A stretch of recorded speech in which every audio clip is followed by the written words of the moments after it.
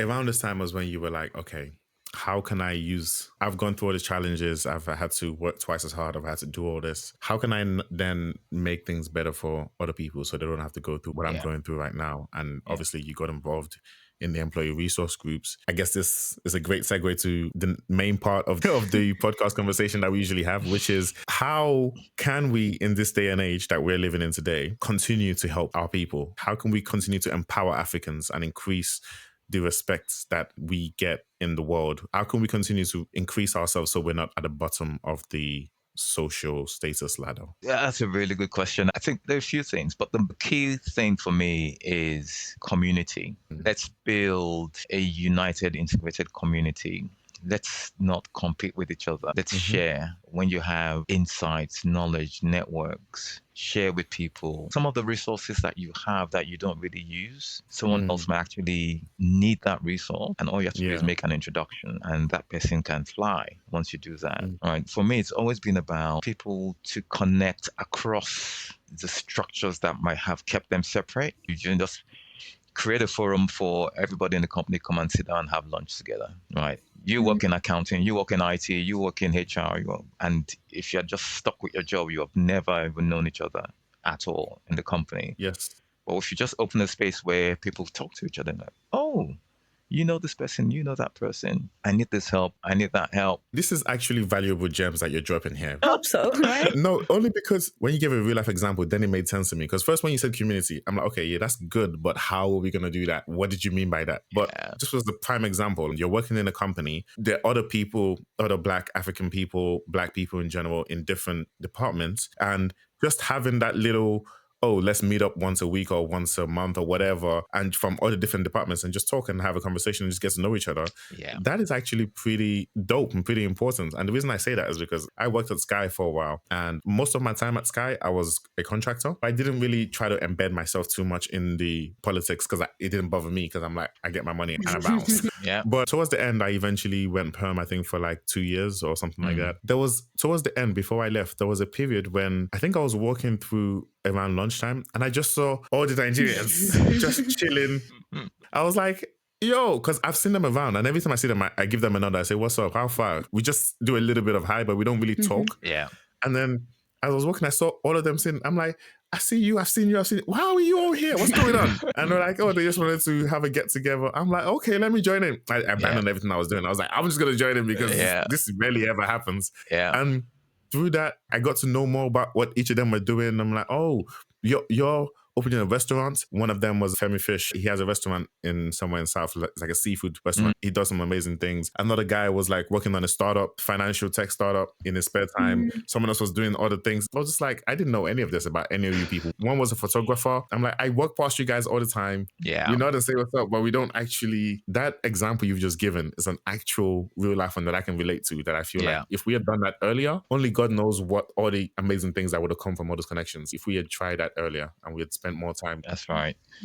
If we can change the mindset that we're not competing with each other, I'm not trying to be better than you or not tell you how I succeeded, not give you any secrets or whatever it is, then everybody wins. Can you give more examples though? Because that was a great one, but can you give another great one? Can you double down? Another example is around the society we're in, right? Don't expect anyone to have to change for you, right? Because if it's not in their interest to change, nobody's going to change anything, right? If someone changes something, receive it, accept it. You can be surprised and say, oh, wow, thank you, I appreciate that. But don't expect that other people will change as your right. That is my, I find there's human rights and all of that, but everyone just, that's a basic thing. But don't say, oh, I'm going to make a special arrangement for you. Don't expect it unless that person, if it happens and you make the most of it. What you can change is your mindset, your attitude. If you have to work twice as hard to get where you need to go, get on with it. Don't expect that someone is going to compromise their own self-interest. If you work twice as hard and you get the outcome, the knowledge that you build and the resilience that you build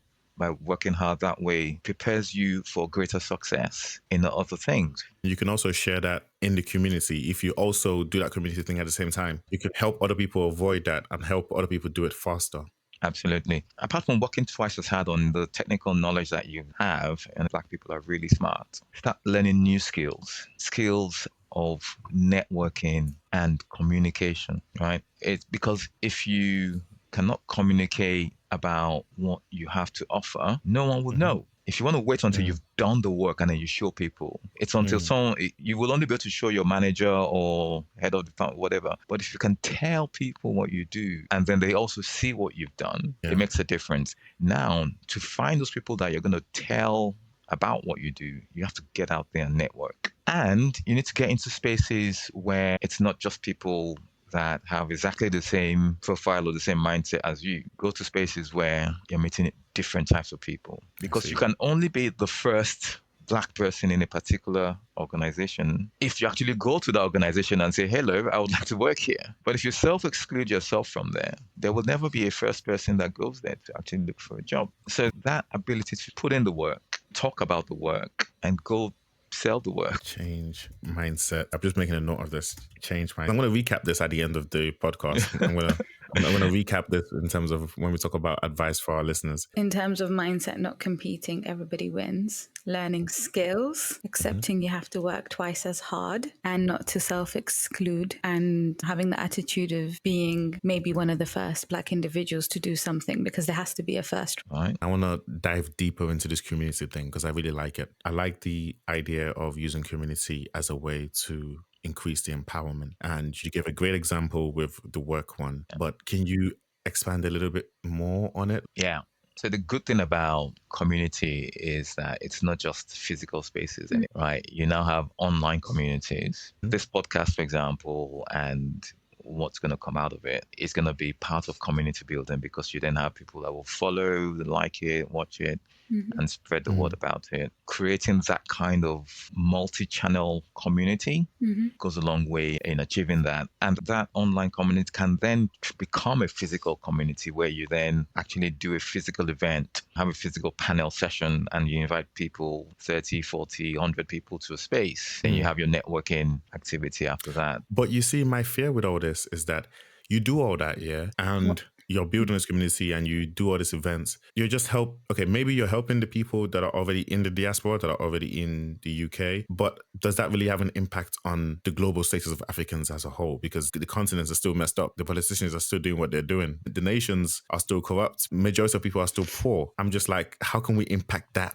Okay. Now we're talking about how do we start to invest some of our capability and experience, exposure to help the motherland solve these challenges. A friend of mine said something when I was in Nigeria recently for a wedding. She said Nigeria's greatest resources are its people. And she just said it in passing while she was saying something else. But when she said that, I had to stop and think, oh my God, the people are so smart. They're so entrepreneurial. I keep telling people, if Nigeria just gave its people power 24/7. Oh my God.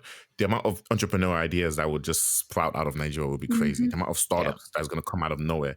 Just give us power 24/7 and you'll be surprised at what we can do. Its greatest resources are its people. And I feel like it's great doing the community here in the UK and in the diaspora. I'm not knocking that, but like, how do we help those people? I think a lot of people they leave Nigeria to come to UK for it's a life. I've gone through that experience, and many more people are jackpying, as they call it now. For the listeners that don't know about that, that's just when people are trying to leave.